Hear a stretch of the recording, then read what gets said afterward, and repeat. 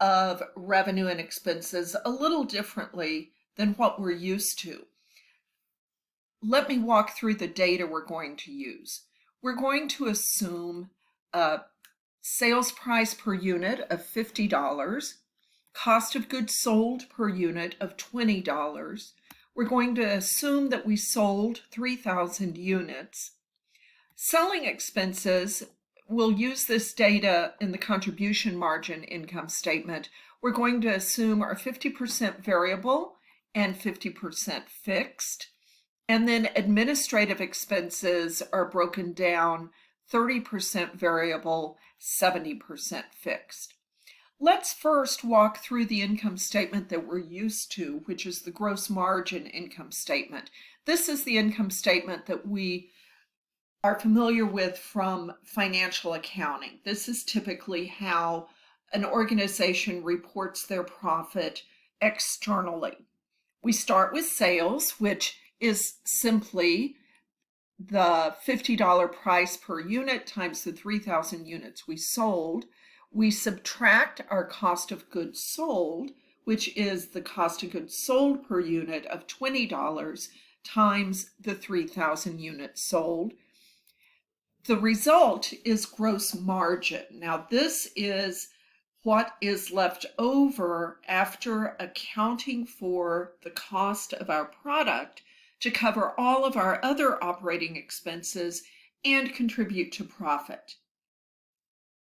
So we'll come down here to our operating expenses, and this is a number I'm just giving us. Selling expenses are $30,000, administrative expenses are $50,000, for a total of $80,000. We subtract that from our gross margin, and that gives us net operating income of $10,000. Now notice what's going on with the gross margin income statement.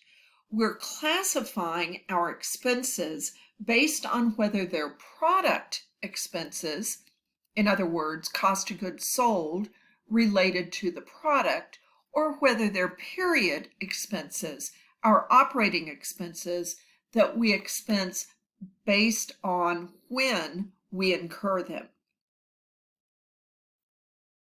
Okay, that should ring some bells from financial accounting. Now, let's look at the contribution margin format. We're going to start off with sales. It calculated the same way. I actually just pulled it down from our gross margin income statement.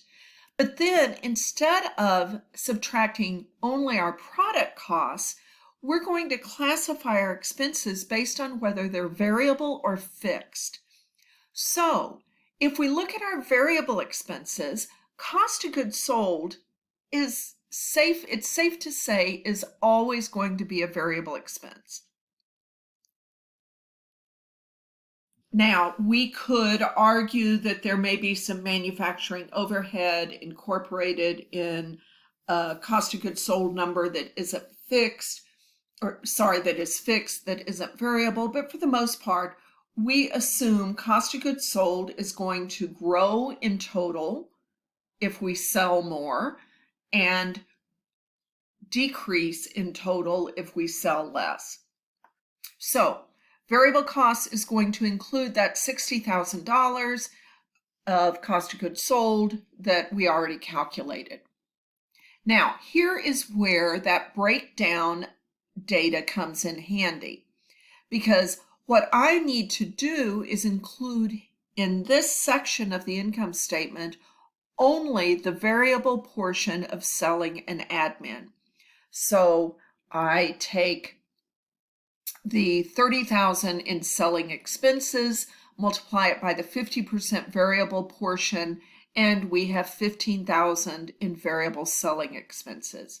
By the same token, I take the $50,000 in admin, multiply it by the 30% variable portion, and we have $15,000 in variable expenses as well, for admin.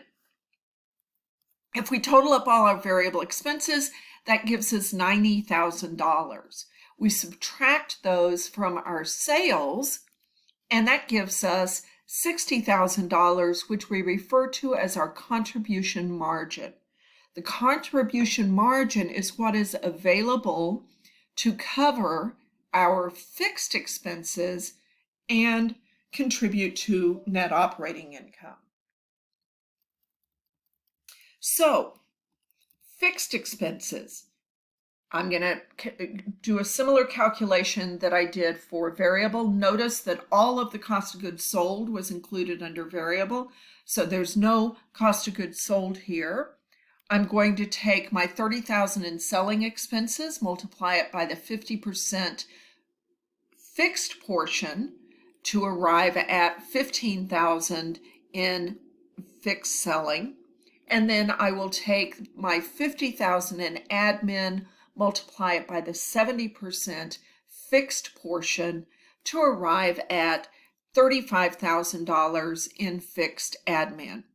Then I will add those together. That gives me $50,000 in fixed expenses.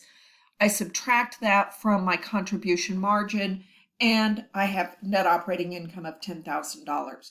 Note the format I use doesn't change the bottom line.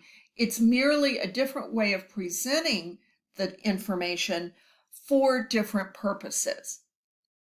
This contribution margin format is much more useful for management because if you think about the behavior of variable costs versus fixed costs, knowing the quantity and how they impact our net operating income is critical, because technically, as long as we stay in the same relevant range, we can assume that if sales go up, our fixed expenses are not going to change. However, our variable expenses will change. And that gives us valuable information for predicting what will happen with this bottom line if indeed our sales do go up or down. And that's what the contribution margin format is used for at great length, and we'll see this as we move through the quad. Now, one last comment to make. Notice over here I have per unit data. The sales figure is this $50 is the sales price per unit.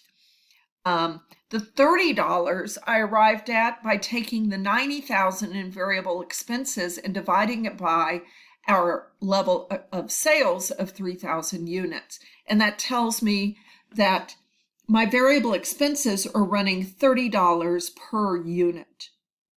If I subtract that $30 from the sales price of $50, that gives me $20, which is my contribution margin per unit. We will look at this number in much greater detail in a week or two. But note that what that basically tells us is that every unit we sell is going to contribute $20 toward covering our fixed expenses and ultimately our profit. Notice that I have no per unit data down under the fixed expenses.